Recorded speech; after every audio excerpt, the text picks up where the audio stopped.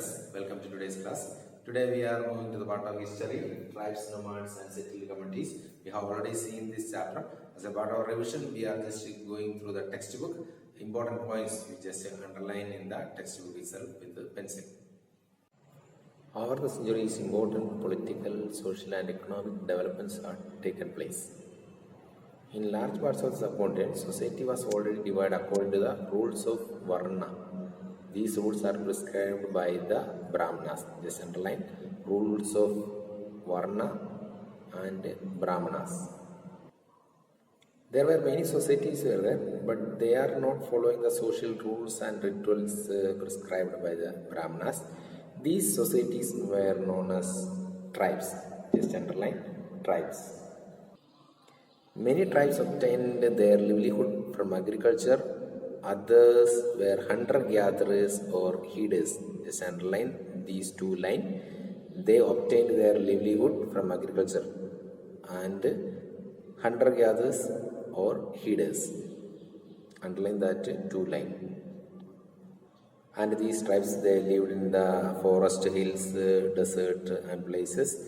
And the caste-based tribal societies also depend on their diverse needs. This relationship of conflict and depends gradually caused both societies to change. Then we can look where these tribals lived. A few exceptions, but tribal people did not keep any written records. Just underline, did not keep written records. But they preserved rich customs and oral traditions. Just underline, rich customs, oral traditions. And historians try to find out their history by using such oral tradition and tribal histories or customs. The tribal people are found in every region of the subcontinent. Some powerful tribes controlled large territories. In Punjab, the Khokar tribe was very influential, and their chief Kamal Khan Gakar was made a noble of Emperor Akbar, and later they were divided into many smaller clans under different chiefs. Just underline clans and underline the Kamal Khan Gakar by Emperor Akbar. In many areas of Bihar and Jharkhand, Chero chiefdoms had emerged by the 12th century. Raja Man Singh, Akbar's famous general, attacked and defeated the Cheros in 1591. Just underline Raja Man Singh, Akbar's famous general. And under Aurangzeb, Mughal forces captured many Chero foresters and subjugated the tribe. The Mundas and Santals were the important tribes of Orissa and Bengal. Just underline Mundas and Santals, Orissa and Bengal. Some of the tribes, those who lived in Maratha and Gujarat and Karnataka, Kolis, Virats and Vetars, Maravars, Koragas, they were lived in the states of Maharashtra, Karnataka and Gujarat. Underline these name of the tribes. The large tribe of Bhils was spread across western and central India. Just underline large tribe Bhils. And many Bhil clans remained hunter-gatherers. The Gonds were found a great number of across the present-day states of Chhattisgarh, Madhya Pradesh, Maharashtra and Andhra Pradesh. Just underline the state's name and Gonds. Some tribal people were nomads. They are moving one place to another to find out the pastoral lands for their animals. And they lived on milk and other pastoral products. They also exchanged wool, ghee, etc. The Banjaras were the most important trader nomads. Just underline Banjaras, trader nomads. Their caravan was called Tanda. Underline Tanda. Later, the changes of the society happened. New castes and hierarchies emerged. the jati system or the varna system become basis of organizing society. Among the Kshatriyas, new Rajput clans became powerful by the 11th and 12th centuries. They belonged different lineages such as Hunas, Chandalas, Chalukyas, and others. Just underline Kshatriyas, Hunas, Chandalas, Chalukyas. The rise of Rajput clans to the position of rulers set an example for the tribal people to follow. With the support of Brahmanas, many tribes become part of the caste system. We are looking the Gond community. The Gonds lived in the vast forested region called Gondwana. Underline Gondwana. They practiced shifting cultivation. Underline shifting cultivation. The large Gond tribe further divided into many smaller castes. Each clan had its own Raja or Rani. The Akbarnama, a history of Akbar's reign, underline Akbarnama, history of Akbar's reign, mentions the Gond kingdom of Garka Kantaka that had 70,000 villages. The administrative system of these kingdoms was become centralized. The kingdom was divided into Garks.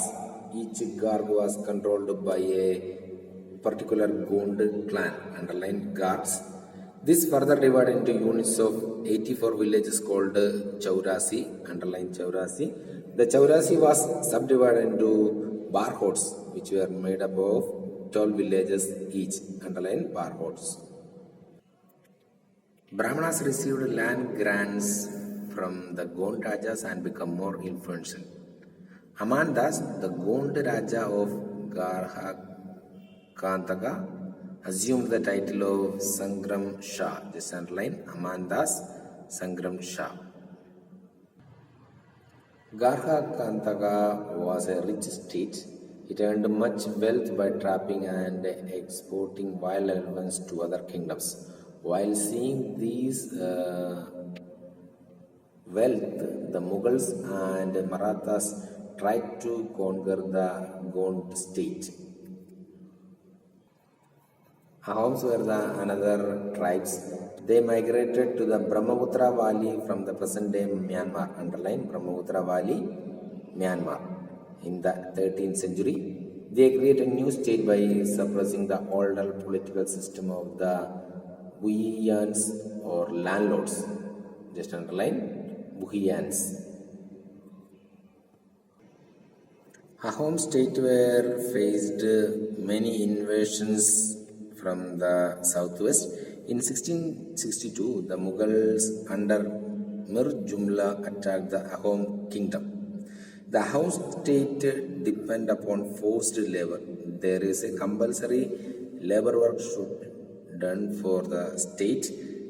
These persons were known as pikes. Just underline pikes. So almost all the adult males served in the army during the wartime. That was the pikes. Ahom society was divided into clans or khels. Just underline khels. There were very few castes of artisans. So artisans in the Ahom areas came from the adjoining kingdoms.